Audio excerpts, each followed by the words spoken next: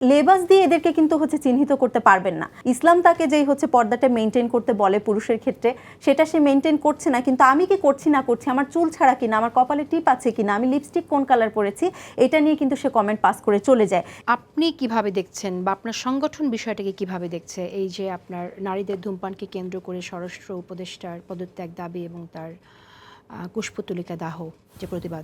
সংগঠনের বাইরেও আমি একজন নারী, তো আমার সংগঠনের বাইরেও যে আমার যে পরিচয় আছে নারী, এই জন্য আমি কম হচ্ছে হ্যারাসমেন্টের শিকার হই না। আমার কমেন্ট বক্স অফ করে রাখতে হয়। আমি হচ্ছে কোনো একটা পোস্ট করলে, পলিটিক্যাল পোস্ট যেটা আমি করছি, আমার একজন সহকর্মী একই পোস্ট করছেন, কিন্তু তার পোস্টে যে কমেন্টগুলো আসছে আমার পোস্টে তার অপোজিট আসছে। আমাকে হচ্ছে মানে বিভিন্ন ধরনের বিশেষণে বিশেষায়িত করা হয়, যেটা আসলে আমার মনে হয় না যে পাবলিক প্লেসে আমি উচ্চারণ করতে পারবো। যেটা তাদের উচ্চারণ করতে সমস্যা হয় না, কিন্তু আমার মনে হচ্ছে যে আমি এখানে উচ্চারণ করতে পারবো না।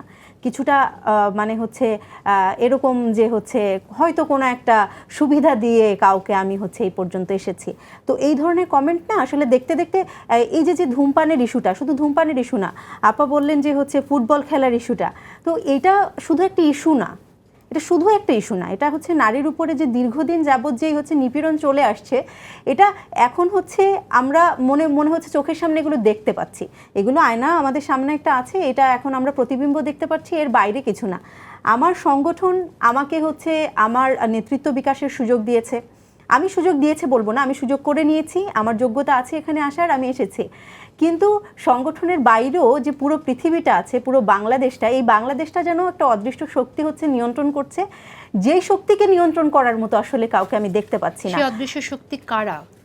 আমি নিজেও বুঝতে পারছি না। কারণ দেখেন, রাস্তাঘাটে হেঁটে গেলে আপনি মানে লেবাস দিয়ে এদেরকে কিন্তু হচ্ছে চিহ্নিত করতে পারবেন না। এমন না যে এক শ্রেণীর মানুষ শুধু আপনাকে হচ্ছে ব্যাড কমেন্টস করছে। আমি রাস্তা দিয়ে হেঁটে যাচ্ছি, শার্ট প্যান্ট পরা কিন্তু একটা ছেলেও হচ্ছে একটা ব্যাড কমেন্টস পাস করে চলে যাচ্ছে, তার নিজেও কিন্তু হচ্ছে ইসলাম তাকে যেই হচ্ছে পর্দাটা মেনটেন করতে বলে পুরুষের ক্ষেত্রে, সেটা সে মেনটেন করছে না, কিন্তু আমি কি করছি না করছি, আমার চুল ছাড়া কিনা, আমার কপালে টিপ আছে কিনা, আমি লিপস্টিক কোন কালার পরেছি, এটা নিয়ে কিন্তু সে কমেন্ট পাস করে চলে যায়। এটা লেবাস দিয়ে আসলে হচ্ছে নির্ধারণ করা যাচ্ছে না। মনে হচ্ছে যে এদের মানসিকতা আসলে কোন একটা জায়গা থেকে এটা ইনভেস্টেড, মানে কেউ হয়তো, আমার মনে হচ্ছে যে কোনো জায়গা থেকে ইনপুট দেওয়া হচ্ছে, ওই আউটপুটটা আমরা আসলে দেখতে পাচ্ছি, কিন্তু কারা এগুলো করছে এটা বুঝতে পারছি না। কারণ হুট করে আমার মনে হচ্ছে যে এই জিনিসগুলো এত বেড়ে গিয়েছে যে আমার হচ্ছে কমেন্ট বক্স পর্যন্ত আমার অফ করে রাখতে হচ্ছে। আমার সোশ্যাল মিডিয়া প্রোফাইল আমি কি মানে লিখবো না লিখবো সেটাও তারা ঠিক করে দিচ্ছে, এবং ওইটার বিরুদ্ধে গেলে আমাকে হচ্ছে অ্যাটাক করা হচ্ছে।